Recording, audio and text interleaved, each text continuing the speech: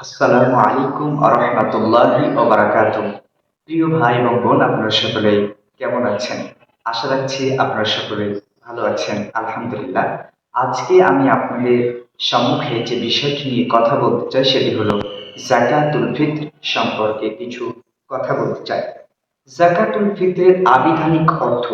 যাকাতুল ফিত্র মূলত দুটি আরবি শব্দের সমষ্টি। একটি হলো যাকাত, আরেকটি হলো ফিত্র। যাকাত শব্দের আবিধানিক অর্থ কি? ইমাম ইবনুল আসির বলেন, যাকাত শব্দের আবিধানিক অর্থ হলো বৃদ্ধি, বরকত এবং পবিত্রতা।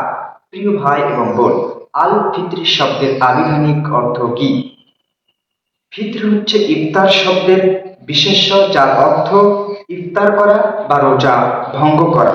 সুতরাং যাকাতুল ফিত্রের অর্থ হলো সেই যাকাত বা সাদকা যা রমাজানের রোজা ভঙ্গ করার কারণে ফরজ হয়ে থাকে। শরিয়াতের পরিভাষায় যাকাতুল ফিত্র রমজান মাসের রোজার ভুল ত্রুটি ক্ষতিপূরণার্থে মিসকিন ও ফকিরদের খাবার প্রদানের উদ্দেশ্যে ঈদের দিন সালাতের পূর্বে যে খাদ্য প্রদান করা হয়ে থাকে তাকেই মূলত যাকাতুল ফিত্র বলা হয়ে থাকে। এই যাকাতুল ফিত্রের হুকুম কি? যাকাতুল ফিত্রের হুকুম হলো ফরজ। নবী করিম সাল্লাল্লাহু আলাইহি ওয়াসাল্লাম তিনি মুসলিমদের উপর ফিতরা আদায় করা ফরজ করেছেন। এর দলিল হচ্ছে ইবনে ওমর রাদিয়াল্লাহু আনহু।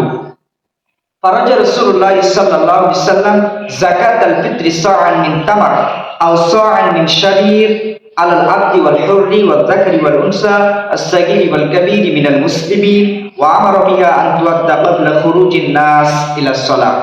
রাসূল সাল্লাল্লাহু আলাইহি ওয়াসাল্লাম কৃত দাস ও স্বাধীন, পুরুষ ও নারী, ছোট ও বড় সকলের উপরে এক সা পরিমাণ খেজুর বা জব খরচ করেছেন এবং তা ঈদগাহের উদ্দেশ্যে বের হওয়ার পূর্বে আদায় করার নির্দেশ দিয়েছেন। ফিতরা প্রদান করার কার উপর ফরজ?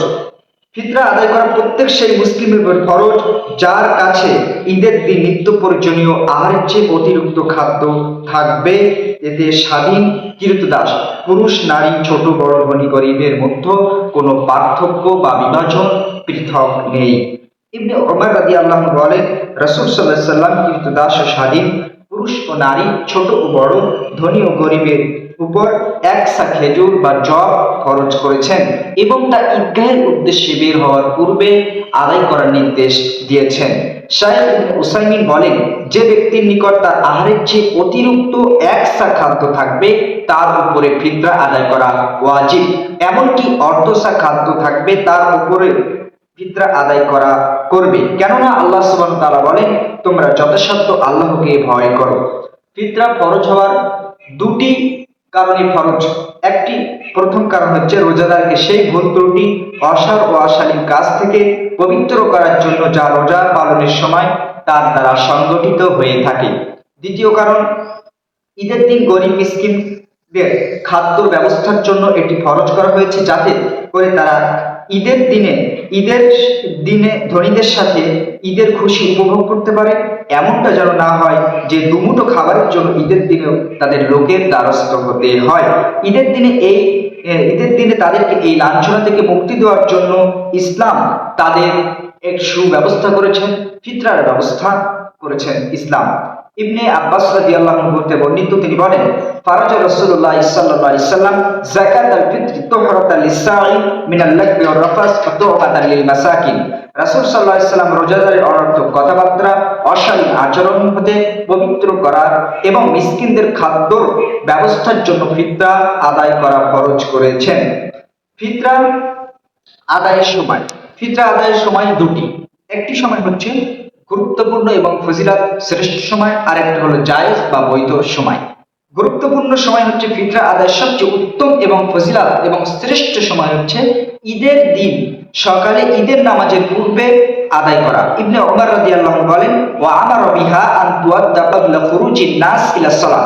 রাসূল সাল্লাল্লাহু আলাইহি ওয়াসাল্লাম লোকদের ঈদের নামাজ পড়তে যাওয়ার পূর্বে ফিতরা আদায় করার নির্দেশ দিয়েছেন। আবু সাঈদ খুদরী রাদিয়াল্লাহু আনহু বর্ণিত, কুন্না নুখরিজু ফি আহাদি রাসূলুল্লাহ সাল্লাল্লাহু আলাইহি ওয়াসাল্লাম ইয়াউমাল ফিতরি সাআন মিন তাআম আমরা রাসূল সাল্লাল্লাহু আলাইহি ওয়াসাল্লামের যুগে সাদাকাতুল ফিতর হিসেবে ঈদুল ফিতরের দিন একসা পরিমাণ খাদ্য আদায় করতাম।